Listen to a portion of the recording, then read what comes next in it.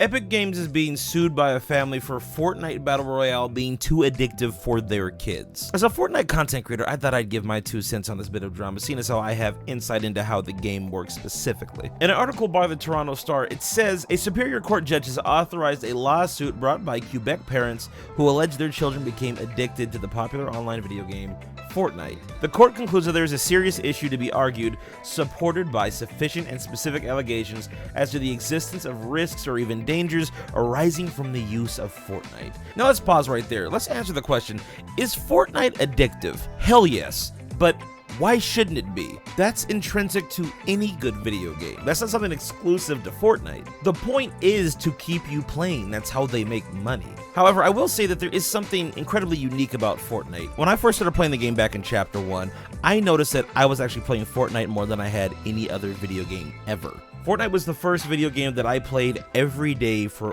probably over a year and a half. But I'm an adult, so there's a bit of a difference between me playing it and a child playing it. Let's get into the parents' gripes with the game. The parents allege that the game was deliberately made highly addictive and has had a lasting effect on their children, but the court did not go that far. One of the parents, identified by initials in the filings, said their son had played 6,923 games and got angry when his parents tried to limit his game time, including by putting a lock on the computer. Another child played more than 7,700 times in 2 years, played a minimum of 3 hours a day, all reported behavioral issues. Now, 2 things to say to that. 1, 7,700 times might seem like a lot, but you have to understand, when you're playing a game like Fortnite, a battle royale where you're landing, and sometimes when you land, you can die within the first 13 seconds of a round, 7,700 times is not really that crazy. Another article I read said that they were playing all day and that they had set their hygiene aside in order to play Fortnite, like they had put their life on complete shutdown and Fortnite was it. I find it incredibly crazy that parents can come out here, sue a video game company, and blame them for their children's bad behavior. And that brings me to my second point, which is, have you ever tried beating his ass?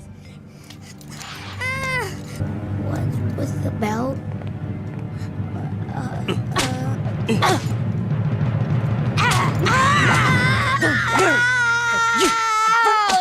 People, you must have lost your goddamn mind! the fact that your children have that much time to play video games in the first place means that you're not that involved in their lives. I'll use myself as an example, not that I'm a parent, but I used to be a kid, believe it or not. I didn't get my first video game console until I was 15. Now, it wasn't that I wasn't allowed to play video games. I could go to a friend's house or my cousin's house, or my cousins could bring their consoles over to my house, but my parents were more concerned with me getting real world, real life, critical skills rather than playing video games. A lot of the toys that I grew up playing with were mechanically based or puzzle based, like Transformers, model trains, things that would require me to manipulate something physical in order to get an outcome, in order to get something to work. Now, I'm not saying that video games are intrinsically bad, and I'm not even necessarily recommending that parents don't have video games in the house for their kids.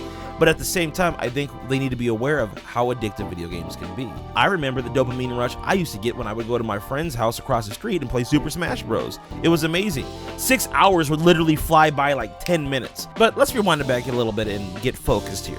If Fortnite is an addictive video game, and kids are having a problem with it, does that mean that Epic has some level of responsibility? Maybe some, but it's a very small amount, and I would argue that they've already taken it. There are already parental controls on the game itself. One thing I read in another article is that these kids were spending copious amounts of money on Fortnite, using their parents' credit card to buy all sorts of skins, and hopefully they were using creator code Clark_Clint, #ad. But my thing is this, the reason why these children are so addicted to Fortnite is because there's probably nothing else in their life that is important, or important enough to take the place of it.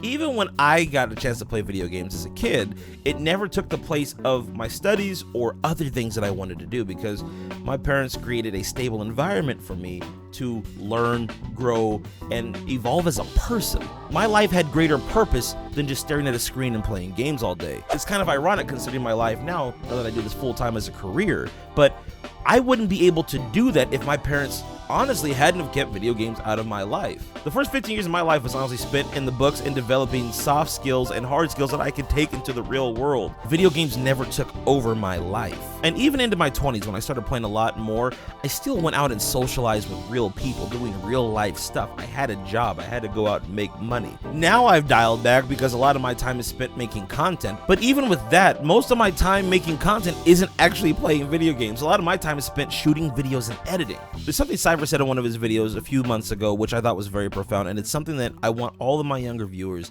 to take into consideration. The thing about being good at Fortnite means you've spent thousands of hours playing the game. To be completely honest, like if you as a parent allow your kid to become insane at Fortnite, but they're not a streamer or a pro player and it doesn't actually benefit their life in any way, I feel like that's a bit problematic. So like for me personally, I could never get really good at a game when I was a kid because I wasn't allowed to play insane amount of hours, right? Like, so it was impossible for me to be god tier at any game. Playing Fortnite is not going to make you successful at life. Playing Fortnite is not going to give you the skills you need to be able to operate into the real world. Are there some amazing skills that you can learn from playing this game? I believe so. I think like the creative element of Fortnite is really good, and even the team aspect of learning how to give orders and also take orders from other people in order to win in a team-based setting is very helpful. But I would say those things aren't necessary to be learned in Fortnite or in any video game and pale in comparison to real world experience. Doing those things in real life with real people where you have to talk to someone face to face is far more important. I take that from someone whose life has not been video games. I've said it multiple times on live streams, but in actuality, guys, I'm not really a gamer. I'm somebody that's been playing video games as a way to make revenue because I think it's better than working a 9 to 5. And I have to admit, I've come to love gaming over the last few years, but I still wouldn't necessarily classify myself as a gamer. But what do you guys think? Do you think Epic Games should be sued? Are they being irresponsible? Leave a comment down below, let me know. And also, if you're new here, make sure to subscribe to the channel. This is a little bit different of a video than I normally do, but this topic was so interesting, I thought I just had to touch on it. And hey, before you go, click this video right here. It goes over how Fortnite may have killed off the 7 most important characters to their story. I love you guys. I'll catch you soon. Peace out.